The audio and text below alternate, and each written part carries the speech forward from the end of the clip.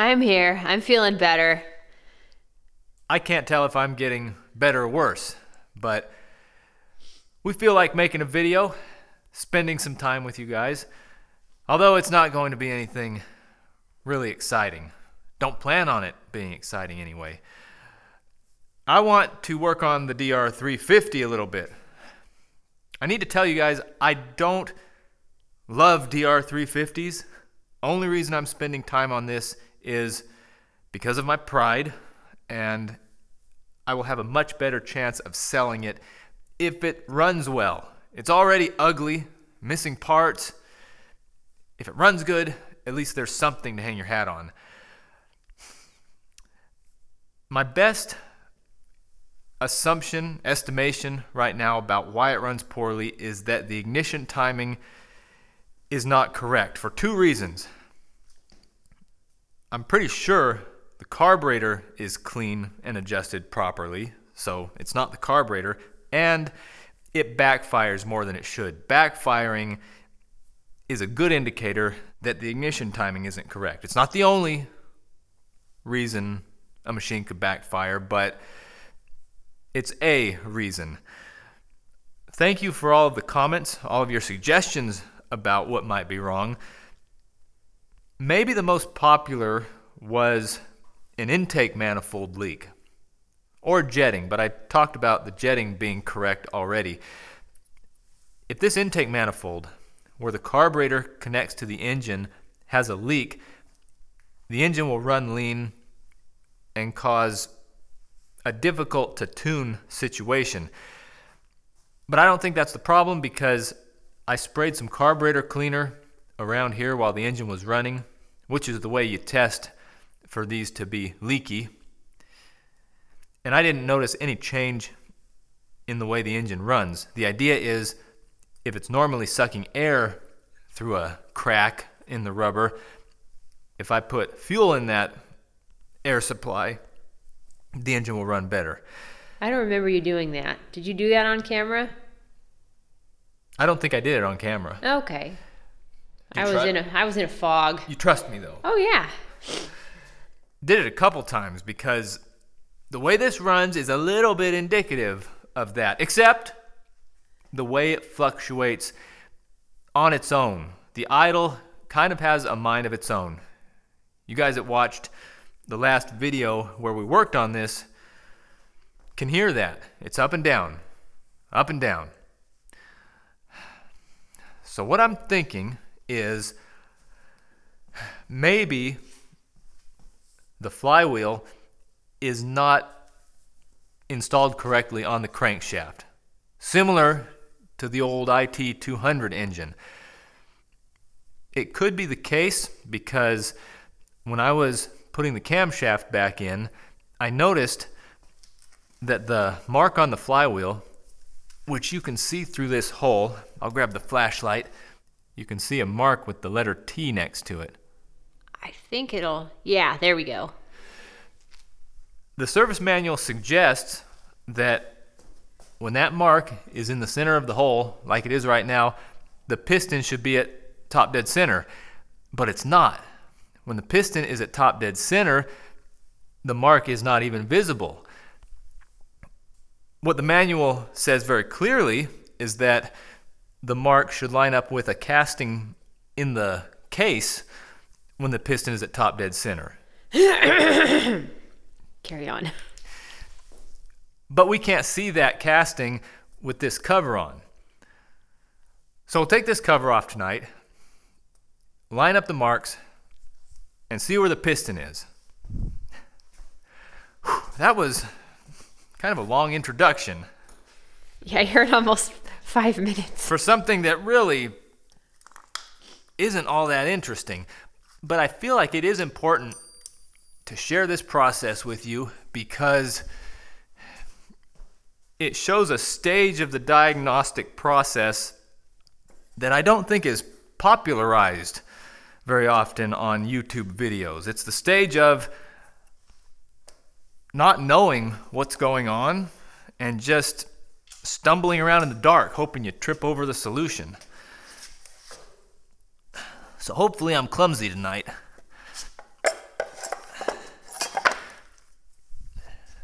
Not sure if I will be talking about anything philosophical.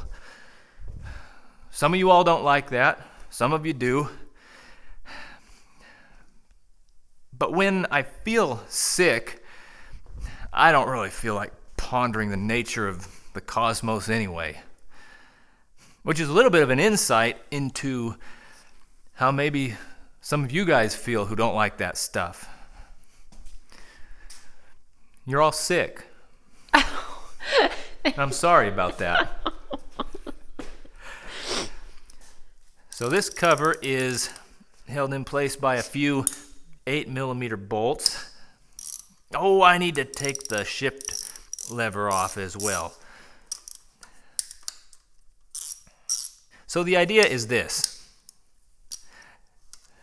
Does a given item have infinite attributes? I know that this stator cover is a certain color, and it has a certain weight, and if you blast radiation through it, a certain amount will get through, and there's all different kinds of ways a feller can measure it. But is there a limit to the amount of ways the stator cover can be measured? If the whole world was blind, nobody would know what color is, and there'd be no way to even suspect it. Similarly, how many attributes to this stator cover are present that we just can't sense? It could be infinite. It makes sense that it's infinite. We have a tiny little slice of information about this thing based on the sensors that we have and the sensory equipment we manufacture, which are still just derivatives of touch, smell, taste. But that is assuming that the stator cover even exists outside of my mind, which is unprovable. Don't let anybody tell you that it is. I think it's an idea worth considering because it implies that people know practically nothing about anything. I know I do. I liked the hiking video. It was cool seeing the Radio Shack. That's about where Radio Shack is now. That is the Radio Shack. You fell right into that one, didn't you? I did. The Radio Shack. I liked seeing the Radio Shack at the top of that mountain.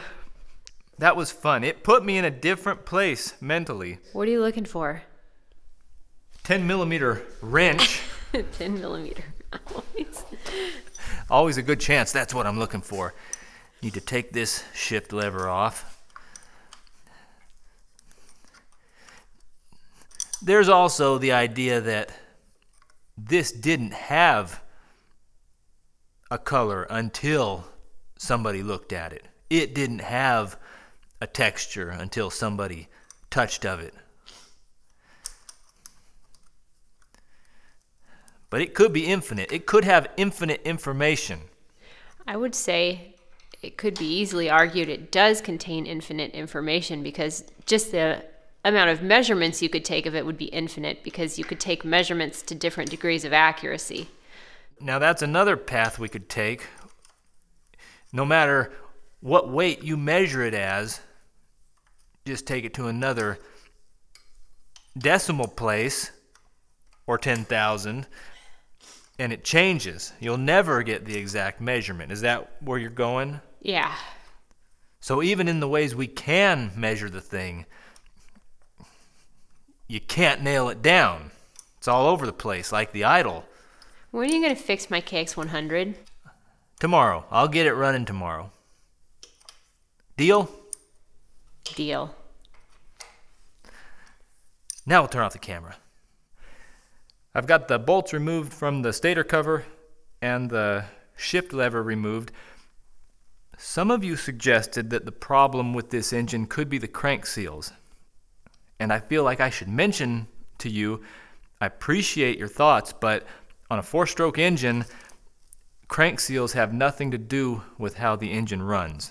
In fact, this engine doesn't even have crank seals. Everything's open in there. So let's see if I can get this off at all and without damaging the gasket. Don't think for a minute I'm buying a gasket for this thing. Don't you have gasket maker? I do.